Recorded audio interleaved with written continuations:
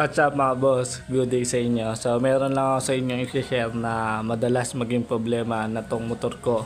Simula nung nagpalit tayo nitong quick throttle at nung big carb.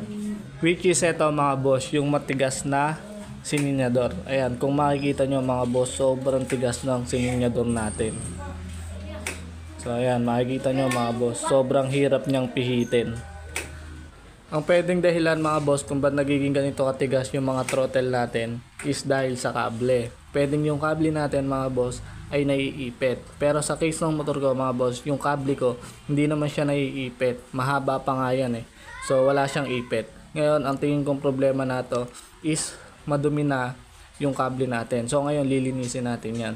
So ipapakita ko sa inyo sa video na to kung paano yung discarding ginagawa ko sa paglilinis ng throttle cable.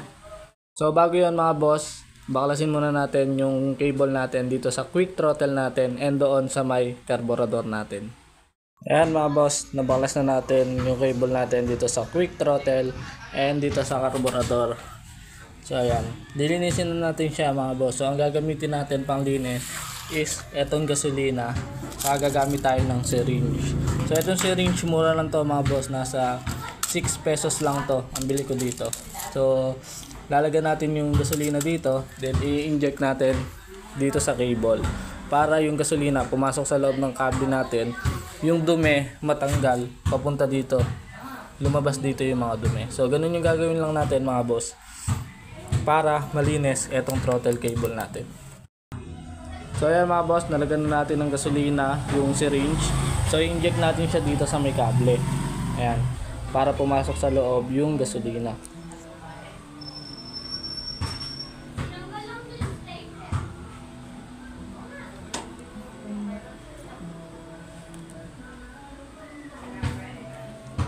So pag na-inject nyo na yung gasolina mga boss, laro-laruin nyo lang. Yan, hanggang sa maging smooth siya. Tapos matanggal yung dumi niya dun sa may ilalim. Makikita nyo naman mga boss pagka tumutulo na dun sa may kabilang dulo. Ibig sabihin lumalabas na yung dumi. So ganun lang gawin niya mga boss, paulit-ulit lang.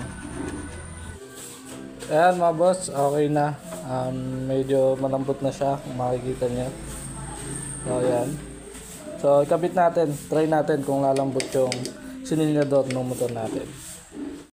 So, ayan mga boss, naikabit na natin yung kable, naibalik na natin. Tapos ayan, naipesto na natin yung kable.